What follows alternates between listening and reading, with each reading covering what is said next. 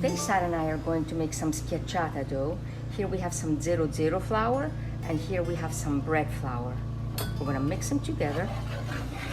And over here, we're going to put the yeast in here and just a little bit of water. We're gonna hydrate it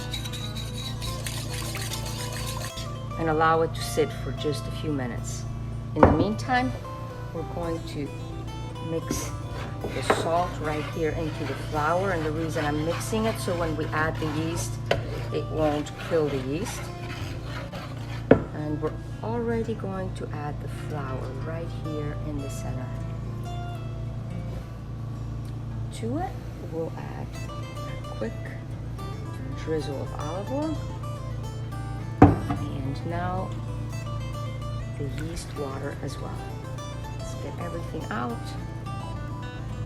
Once again, we're going to mix it.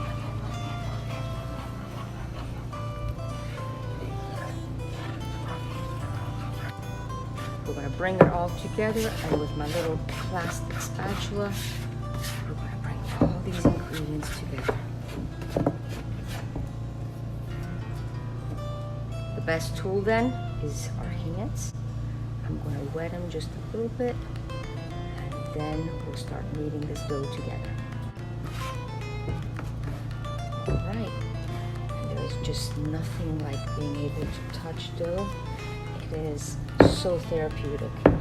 Yes, of course, when you make large amounts, it's nice to have an electric mixer, but you just lose the beauty of being able to feel it and work with it.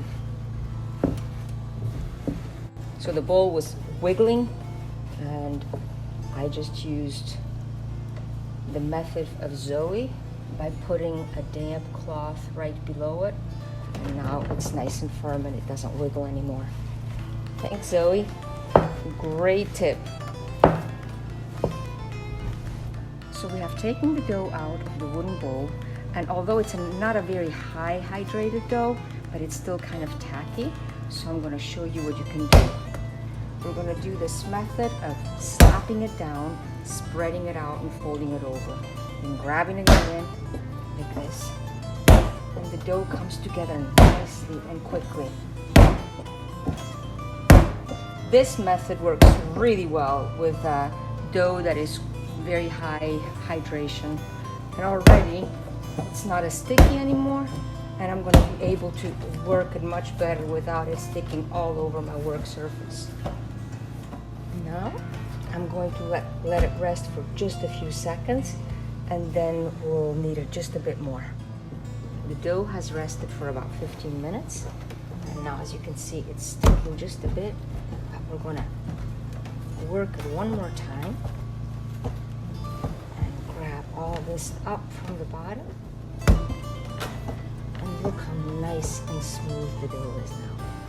It's beautiful. Now, why do you let the dough rest? Because you do not want to rip those gluten strands. It's kind of like a cloak around the dough that is going to be able to trap all these beautiful gas bubbles up inside.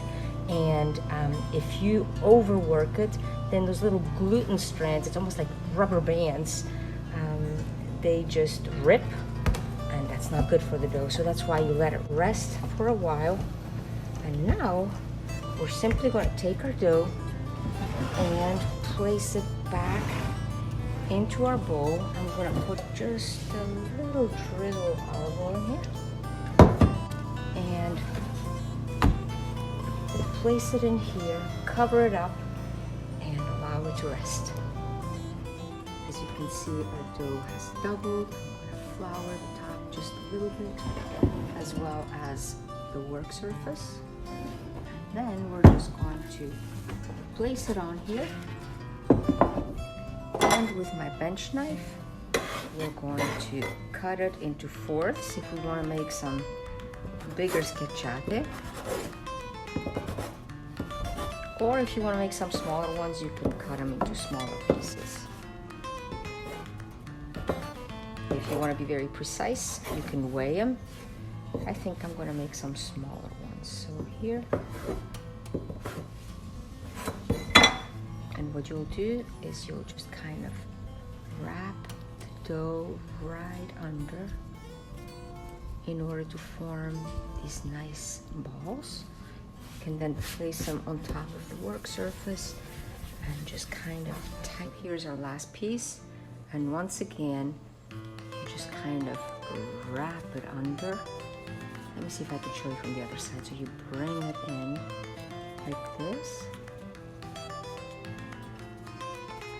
and then once again on the table and rotate like this. And here we have enough dough for some small schiacciatini, about 8 of them. Now if we want them bigger, we would have not divided them so small. We're going to put a little bit of flour in our dough trays and place our dough balls right in here, leaving enough space so they can rise. And these dough trays are great because they have a nice top. Let's see, yeah, just about like that. Here is our next dough tray. We'll do the same with this one. And I guess we only have 2 left over. It is very important, whether you keep it out to rise again or place it in the refrigerator, that you always cover it up so the top of the dough does not dry out. Almost forgot to say something. You can let these rise now for an hour or a little bit more and use them tonight. Or you can place them in the refrigerator, and if you do so, you keep them there overnight, and then before you use them, you take the trays out and allow them to get to room temperature. And this is how you do it.